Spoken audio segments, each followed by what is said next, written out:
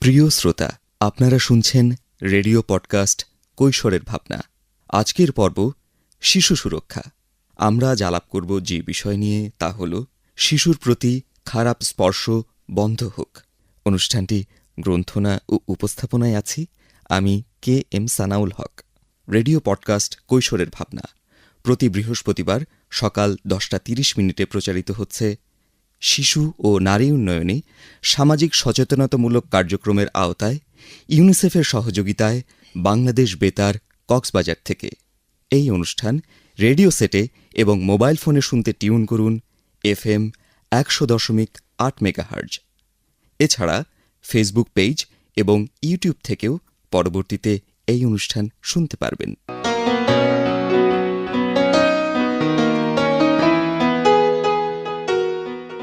প্রিয় শ্রোতা, স্পর্শ, হাতের ছোঁয়া, আদর, তা যেমন শিশুর জন্য ভালোবাসায় পরিপূর্ণ হতে পারে, আবার সেই স্পর্শ যদি খারাপ হয় তবে জীবনে নেমে আসতে পারে কষ্ট ও নির্যাতন। শিশু স্পর্শের মাধ্যমে তার জগৎকে আগে চিনতে শেখে। সেই সময়ে যদি খারাপ স্পর্শ তাকে ভুলভাবে চিনতে শেখায় চারপাশের জগৎকে, তবে এই আচরণ তার শরীরে এবং মানসিক গঠনে কী ধরনের নেতিবাচক প্রভাব ফেলতে পারে, সেই গল্প শুনুন আমাদের স্টুডিওতে উপস্থিত কিশোর কিশোরীর কাছ থেকে। আজ আমাদের স্টুডিওতে কিশোর কিশোরী অতিথি হিসাবে আছে আবতাহি মোহাম্মদ আল জাওয়াদ এবং সামিয়া জান্নাত আরিবা। তাদের কাছ থেকে শিশু সুরক্ষা এবং শিশুর প্রতি খারাপ স্পর্শ বন্ধ হোক এই বিষয়ে গল্প শুনব। তাহলে চলুন প্রিয় শ্রোতা, আমরা উপভোগ করি।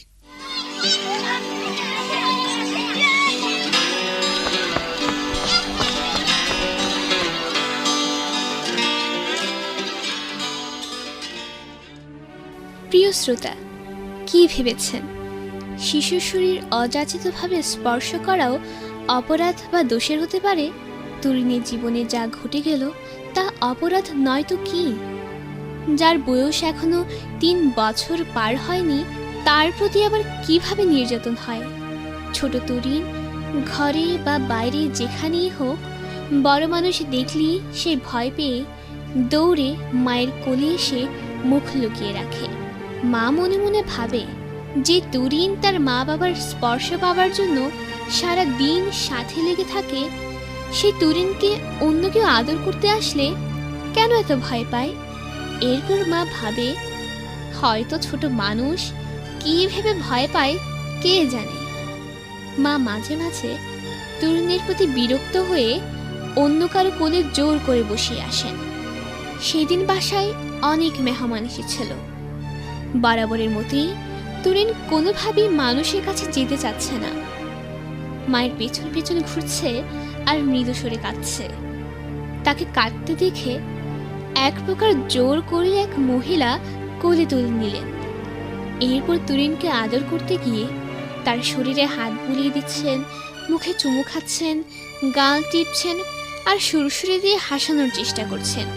তরুণ যত কাঁদছে, তাকে আরো কিছু মানুষ এসে আদর করতে লাগলো, একজনের কোল থেকে আরেকজনের কোলে। মনে হচ্ছিল তরুণকে নিয়ে সবাই খেলা খেলছে। এদিকে যে তরুণ সহ্য করতে না পেরে আরো জোরে কান্না শুরু করে দেয়। কে শোনে তার কান্না? এত মানুষ বাড়িতে, মা ব্যস্ত। তবে এই ধরনের নির্যাতন যে প্রথমবার হচ্ছে তা কিন্তু নয়। ছোট মানুষ হওয়ার অপরাধে বড় মানুষেরা আদরের নামে এই নির্যাতন অনেক আগে থেকেই করে যাচ্ছে। শুধু ছোট তরুণ বলতে পারছে না তাকে কেমন স্পর্শের ভেতর দিয়ে যেতে হয়। বড় মানুষগুলো তাকে দেখলেই কোলে তুলে নিয়ে লাফালাফি করে, মাথার উপরে ছুরি দিয়ে আবার বল ধরার মতো ধরে। যখন উপরে ছুরি দেয় তখন অনেক সময় মনে হয় এইবার বুঝি মাটিতে পড়ে গিয়ে তার হাত পা ভাঙবে। আবার অনেকে তো তার কাপড় খুলে গোপন অংশে হাত দিয়ে খেলা করে আর হাসে। মনে মনে ভাবে, মা বাবা কি কোনোভাবেই তরুণের সমস্যা বুঝতে পারছে না? কবে বুঝবে? ততদিন তরুণ বেঁচে থাকবে তো। ভাবতে ভাবতে সেদিন রাতেই তরুণের জ্বর আসলো। মুখের ভেতর এবং ঠোঁটের চামড়া কেমন লাল হয়ে আছে, দেখে মনে হচ্ছে ঘা হয়ে গেছে। তুরিনের মা ভাবল ছোট মানুষের একটুতেই শরীর খারাপ করে, তা নিয়ে এত চিন্তার কিছু নেই। কিন্তু 2-1 দিন পর দেখা গেল তুরিনকে খাবার দিলে খেতে পারছে না, খাবারের সময় কান্নাকাটি করে। এদিকে জ্বর আরো বাড়তে লাগলো, সেই সাথে ব্যথায় আর মনের কষ্টে তুরিনের চোখ দিয়ে খালি পানি ঝরে। মায়ের উপর অভিমান বাড়তে লাগলো। এভাবে কয়েকদিন কেটে যাওয়ার পর তুরিনকে নিয়ে যাওয়া হলো ডাক্তারের কাছে। ডাক্তার দেখে জিজ্ঞেস করলেন তুরিন কাদের সাথে মেশে বা তার শরীর কে কে স্পর্শ করে। মা বাবা ভয়ে ভয়ে বললেন, ছোট শিশু দেখলেই তো অনেকেই আদর করে, আমরা সেভাবে না করতে পারি না। ডাক্তার বললেন, জানেনই তো বড়দের শরীরে মুখে যে ভাইরাস থাকে বা রোগ জীবাণু বসবাস করে, তা অপরিষ্কার হাতে ধরলে এবং মুখে স্পর্শ করলে অনেক সময় শিশুরা এই ধরনের অসুখে পড়ে। বর্তমানে বিভিন্ন ভাইরাসে যেভাবে মানুষ আক্রান্ত হচ্ছে, এখন তো এই বিষয়ে আরও যত্ন নেওয়া দরকার। যে ভাইরাস শরীরে ঢুকেছে তা সহজে সারবে না, কোন ওষুধে কাজ করবে তা এখনো বলা যাচ্ছে না। হয়তো চিকিৎসা চালিয়ে গেলে সুস্থ হতে পারে। তুরিনের সুস্থ হতে অনেক সময় লাগবে। দিনের পর দিন তুরিন অসুস্থ থাকতে থাকতে তার জীবন থেকে আনন্দ, খেলাধুলা করা, খাওয়া সব নষ্ট হয়ে গেল। তুরিনের মা বাবাও এখন হাসতে ভুলে গেছে। আজ তুরিনকে অনেক আদর দিয়েও সুস্থ করা যাচ্ছে না। তবে তুরিনের মা আজও বুঝতে পারল না সেদিনের এতগুলো মানুষের অযাচিত আদরে ও স্পর্শে তুরিনের জীবন এত কষ্টে ভরে গেছে। ছোট তুরিন এখন মনে মনে হাসে আর ভাবে, মা বাবা যদি বুঝতো সকলের আদর আর ভালোবাসা আমার জীবনে দরকার নেই, তবে জীবন অন্য রকম হতো।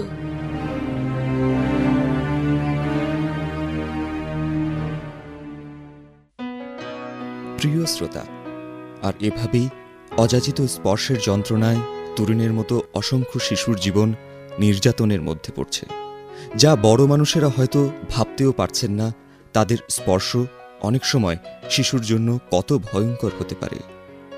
এখন আমাদের স্টুডিওতে উপস্থিত কিশোর কিশোরী অতিথিগণ মতামত বিনিময় করবেন কিভাবে ছোট শিশুদের এ ধরনের নির্যাতন থেকে সুরক্ষা দেওয়া যায়। এই গল্প থেকে আমরা শুনতে পেলাম যে অনেকে শিশু দেখলেই অহেতুক শরীরে সুরসুরি বা কাতুকুতু দিয়ে অস্থির করে।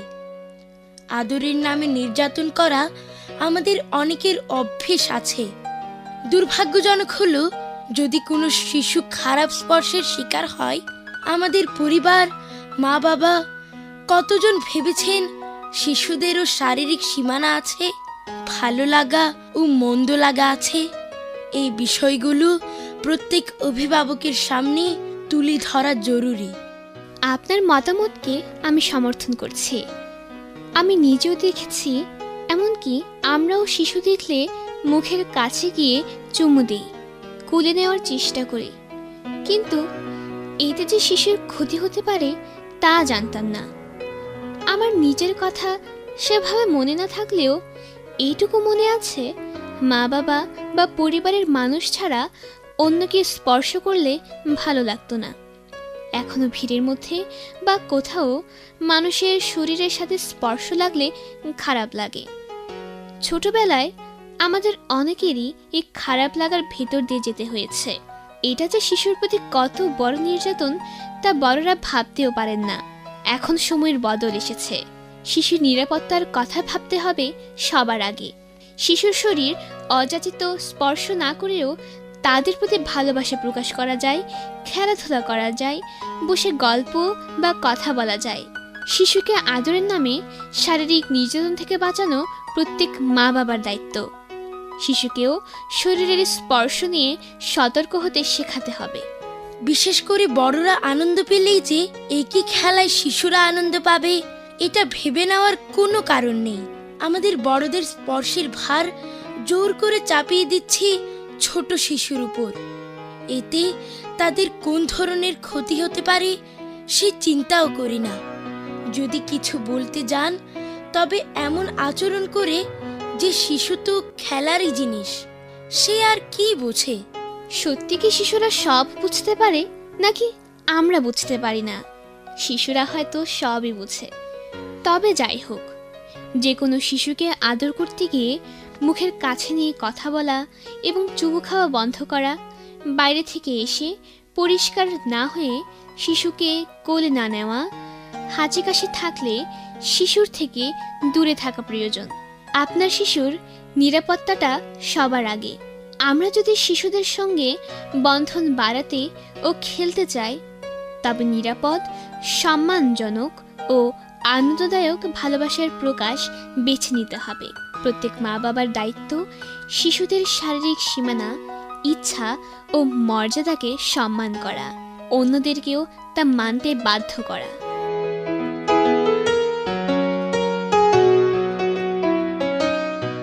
প্রিয় শ্রোতা, আপনারা শুনছেন রেডিও পডকাস্ট কৈশোরের ভাবনা। আজকের পর্ব শিশু সুরক্ষা।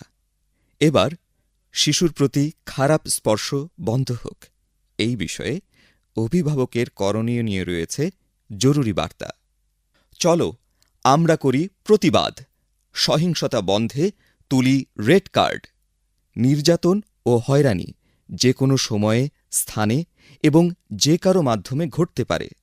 দেশের যে কোনো প্রান্তের কোনো শিশু কোনো ধরনের সহিংসতা, নির্যাতন ও শোষণের শিকার হলে শিশু নিজে অথবা অন্য কোনো ব্যক্তি বিনামূল্যে 1098 হেল্পলাইনে ফোন করে সহায়তা চাইতে পারবেন। প্রিয় শ্রোতা, অনুষ্ঠান সম্পর্কে সুনির্দিষ্ট মতামত জানাতে পারেন বাংলাদেশ বেতার কক্সবাজার ফেসবুক পেজে। যারা অনুষ্ঠানটি শুনেছেন এবং তথ্য দিয়ে সহায়তা করেছেন, তাদের প্রত্যেককে জানাই আন্তরিক ধন্যবাদ।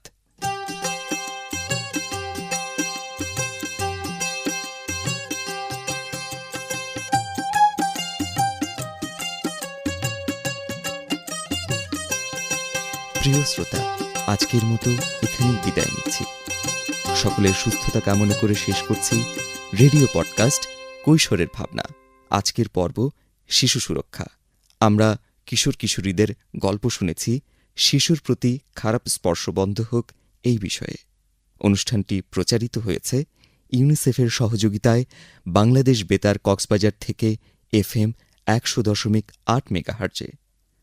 পরবর্তী পর্ব নতুন কোনো বিষয়ে প্রতি বৃহস্পতিবার সকাল 10:30 শোনার আমন্ত্রণ রইল।